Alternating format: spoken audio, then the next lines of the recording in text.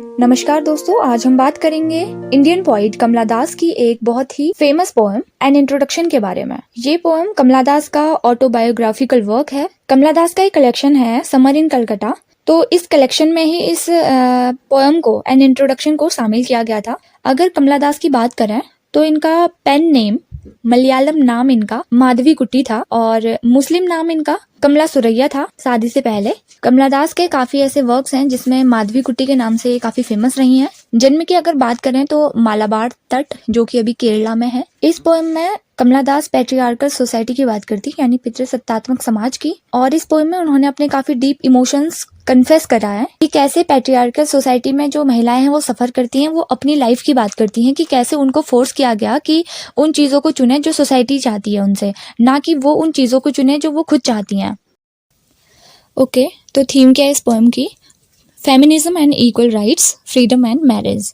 First stanza में कमला दास कहती हैं, पॉलिटिक्स के बारे में मैं कुछ नहीं जानती, लेकिन उन लोगों के नाम मैं जानती हूँ जो लोग पावर में हैं। और मैं उन लोगों के नाम ऐसे ले सकती हूँ जैसे हफ्ते के दिन हो या फिर महीनों के नाम हो। नेहरू के नाम से शुरू करके मैं उन सब लोगों के नाम ले सकती हूँ जो लोग पावर में हैं, वो भी बड़ी ही आसानी से। मैं इंडियन हूँ, मेरा कलर काफ़ी सांवला है, मालाबार में मेरा जन्म हुआ था, मैं 3 लैंग्वेजेस बोल सकती हूँ, 2 लैंग्वेजेस लिख सकती हूँ और 1 लैंग्वेज में मैं सपने देख सकती हूँ। और ऑफ कोर्स वो लैंग्वेज इंग्लिश है जिसमें वो ड्रीम देख सकती है। कुछ लोग मुझसे कहते हैं इंग्लिश में मत लिखो, इंग्लिश तुम्हारी मातृभाषा थोड़े ही है।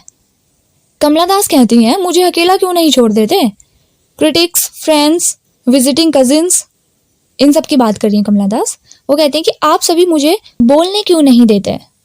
जो लैंग्वेजेस मैं बोलती हूँ वो मेरी हो जाती है, इसकी खामियाँ, इसकी खूबियाँ, खासियत सब मेरी हैं। हाँ, ये थोड़ा अजीब सा लगता है, आधा तो अंग्रेजी सा और आधा इंडियन। शायद मजाकिया भी लगता है, लेकिन सच तो यही है। क्या तुम देख नहीं सकते? मैं भी तो एक इंसान ही हूँ। ये चीजें मेरे जॉय को, मेरे आनंद को, मेरी इच्छाओं को, मेरे होप को आवाज देती है। ये चीज मेरे लिए उतनी ही इम्पोर्टेंट और यूजफुल है जितनी कौवे के लिए काऊ काऊ करना और शेरों के लिए दहाड़ना। ये इंसानों की भाषा है, ये दिमाग की भाषा है, जो यहाँ है तो वहां नहीं। एक दिमाग जो देखता है, सुनता है, वो जागता है। सब कुछ वो सुन रहा है, वो जागरूक है, सब समझता है। तूफान में जो आवाज पेड़ करते हैं बहरों और अंधों की तरह, वैसे तो ये बिल्कुल भी नहीं है, जिनकी कोई भी नहीं सुनता।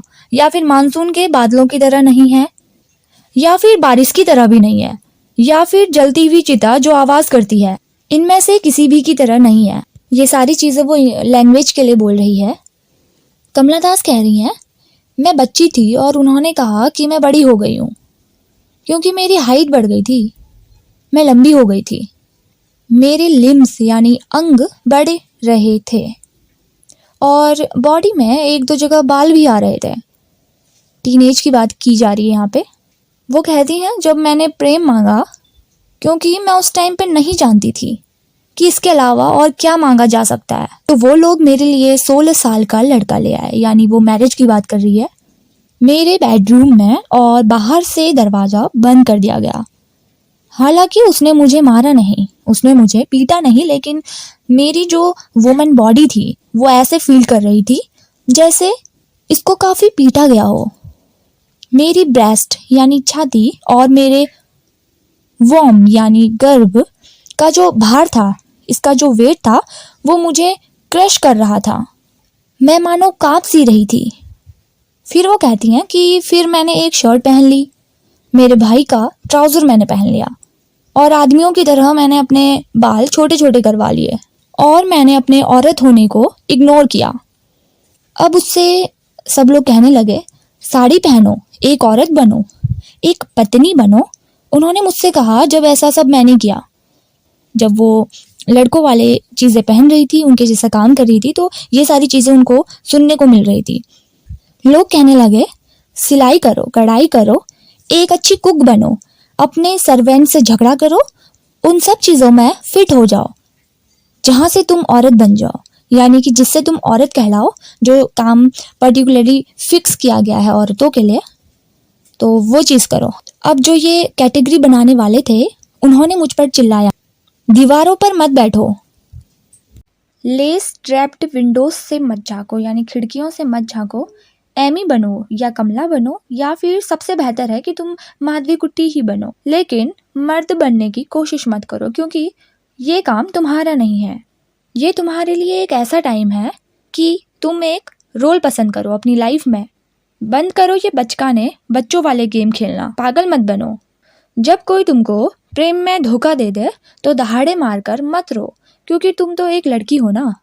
तो ये सारी चीज़ें कमला दास अपनी पोएम में बोलती हैं। फिर वो आगे कहती हैं कि मैं एक आदमी से मिली, उससे प्रेम किया, मैं उसे कोई नाम से नहीं बुलाऊंगी और ना ही मैं बुलाती थी। वो हर उस आदमी की तरह था जिसे बस औरत चाहिए थी, और मैं हर उस औरत की तरह थी जो सिर्फ प्रेम चाहती थी।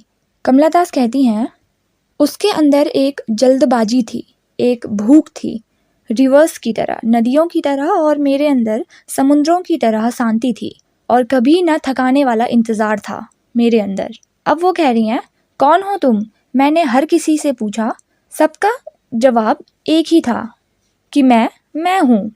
कहीं भी और हर जगह जब मैं उन लोगों को देखती हूँ जो खुद को मैं बोलते हैं, तो ऐसे लोग मुझे एक तलवार की तरह लगते हैं, जो लोग टाइटली पैक्ड हैं अपनी मयान के अंदर। मैं वो हूँ जो आधी रात को 12 बजे अकेले पीती है, अनजान टाउन्स के होटलों में पीती हूँ।